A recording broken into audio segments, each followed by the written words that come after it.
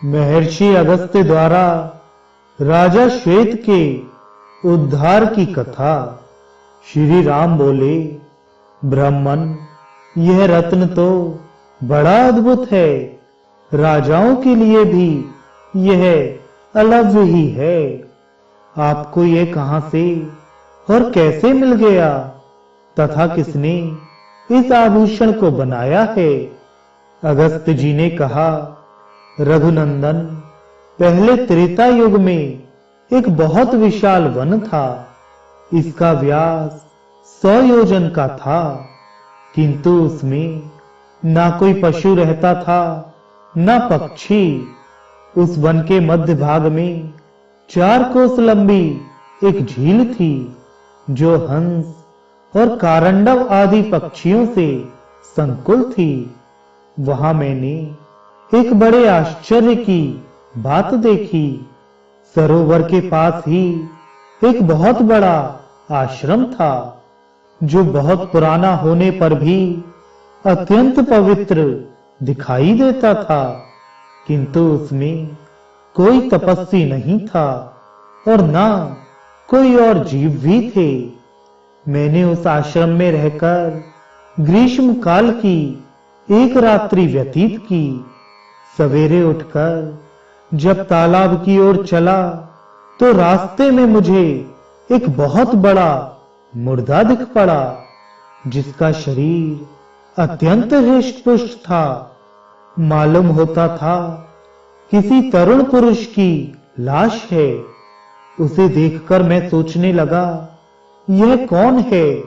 इसकी मृत्यु कैसे हो गई? तथा यह इस महान वन में आया कैसे था? इन सारी बातों का मुझे अवश्य पता लगाना चाहिए। मैं खड़ा खड़ा यही सोच रहा था कि इतने में आकाश से एक दिव्य एवं अद्भुत विमान उतरता दिखाई दिया। वह परम सुंदर और मन के समान वेगशाली था। एक ही क्षण में वह विमान सरोवर के निकट आ पहुंचा। मैंने देखा उस विमान से एक दिव्य मनुष्य उतरा और सरोवर में नहाकर उस मुर्दे का मांस खाने लगा। भरपेट उस मोटे ताजे मुर्दे का मांस खाकर वह फिर सरोवर में उतरा और उसकी शोभा निहार कर फिर शीघ्र ही स्वर्ग की ओर जाने लगा। उस शोभा संपन्न देवोपम पुरुष को ऊपर जाते देख मैंने कहा, स्वर्गलोक के निवासी महाभाग, तनिक ठहरो, मैं तुमसे एक बात पूछता हूं। तुम्हारी यह कैसी अवस्था है? तुम कौन हो?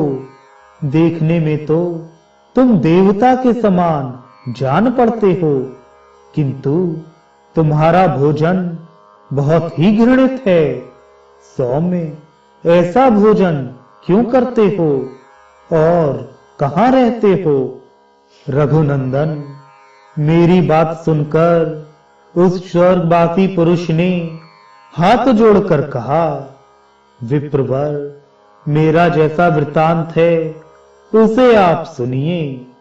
पूर्व काल की बात है, विदर्भ देश में मेरे महायशस्वी पिता राज्य करते थे। वे वसुदेव के नाम से त्रिलोकी में विख्यात और परम धार्मिक थे। उनके 2 स्त्रियां थीं। उन दोनों से एक एक करके 2 पुत्र हुए। मैं उनका ज्येष्ठ पुत्र था। लोग मुझे श्वेत कहते थे। मेरे छोटे भाई का नाम सुरथ था। पिता की मृत्यु के बाद पूर्ववासियों ने विदर्भ देश के राज्य पर मेरा अभिषेक कर दिया। तब मैं वहां पूर्ण सावधानी के साथ राज्य संचालन करने लगा। इस प्रकार राज्य और प्रजा का पालन करते हुए मुझे कई हजार वर्ष बीत गए। एक दिन किसी निमित्त को लेकर मुझे प्रबल वैराग्य हो गया और मैं मरण पर्यंत तपस्या का निश्चय करके इस तपोवन में चला आया। राज्य पर मैंने अपने भाई महारथी सुरथ का अभिषेक कर दिया था। फिर इस सरोवर पर आकर मैंने अत्यंत कठोर तपस्या आरंभ की। 80,000 वर्षों तक इस वन में मेरी तपस्या चालू रही। उसके प्रभाव से मुझे भुवनों में सर्वश्रेष्ठ कल्याणमय ब्रह्मलोक की प्राप्ति हुई। किंतु वहां पहुंचने पर मुझे भूख और प्यास अधिक सताने लगी। मेरी इंद्रियां तलमला उठी। मैंने त्रिलोकी के सर्वश्रेष्ठ देवता ब्रह्मा जी से पूछा, भगवान, यह लोक तो भूख और प्यास से रहित सुना गया है। यह मुझे किस कर्म का फल प्राप्त हुआ है कि भूख और प्यास यहां भी मेरा पिंड नहीं छोड़ती। देव, शीघ्र बताइए, मेरा आहार क्या है? महामुनि, इस पर ब्रह्मा जी ने बहुत देर तक सोचने के बाद कहा, तात, पृथ्वी पर कुछ दान किए बिना यहां कोई वस्तु खाने को नहीं मिलती। तुमने उस जन्म में भिखमंगे को कभी भीख तक नहीं दी।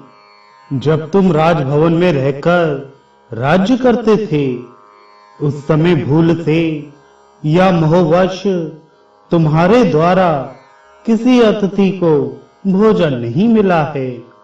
इसलिए यहां रहते हुए भी तुम्हें भूख प्यास का कष्ट भोगना पड़ता है। राजेंद्र, भांति भांति के आहारों से जिसको तुमने भली भांति पुष्ट किया था, वह तुम्हारा उत्तम शरीर पड़ा हुआ है। उसी का मांस खाओ, उसी से तुम्हारी तृप्ति होगी। ब्रह्मा जी के ऐसा कहने पर मैंने पुनः उनसे निवेदन किया, प्रभु, अपने शरीर का भक्षण कर लेने पर भी फिर मेरे लिए दूसरा कोई आहार नहीं रह जाता है जिससे इस शरीर की भूख मिट सके तथा जो कभी चुकने वाला ना हो।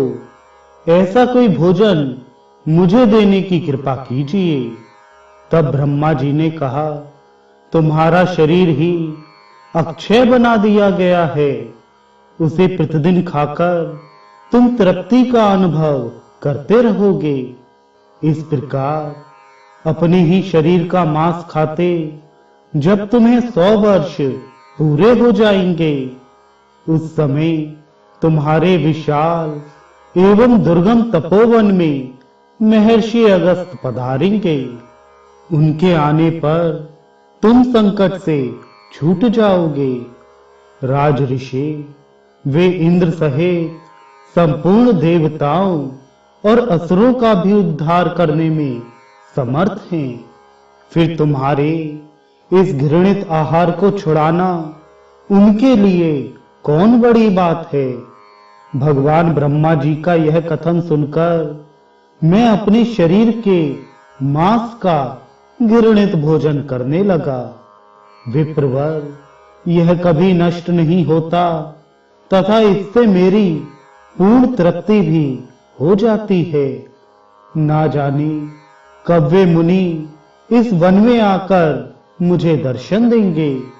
यही सोचते हुए मुझे 100 वर्ष पूरे हो गए हैं। ब्रह्मन, अब अगस्त मुनि ही मेरे सहायक होंगे, यह बिल्कुल निश्चित बात है। राजा श्वेत का यह कथन सुनकर तथा उनके उस घृणित आहार पर दृष्टि डालकर मैंने कहा, अच्छा, तो तुम्हारे सौभाग्य से मैं आ गया। अब निसंदेह तुम्हारा उद्धार करूंगा। तब वे मुझे पहचान कर दंड की भांति मेरे सामने पृथ्वी पर पड़ गए। यह देख मैंने उन्हें उठा लिया और कहा, बताओ, मैं तुम्हारा कौन सा उपकार करूं?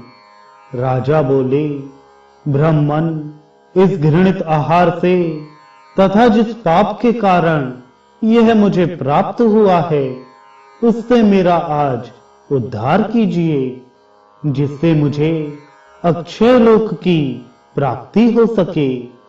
ब्रह्म ऋषि, अपने उद्धार के लिए मैं ये दिव्य आभूषण आपकी भेंट करता हूं।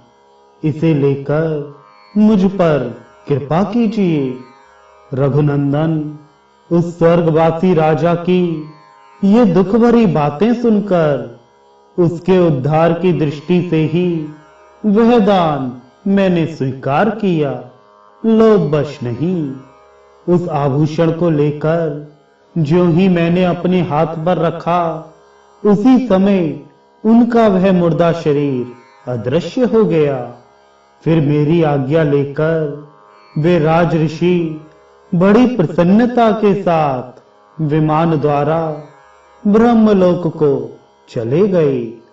इंद्र के समान तेजस्वी राज ऋषि श्वेत ने ही मुझे यह सुंदर आभूषण दिया था और इसे देकर वे पाप से मुक्त हो गए।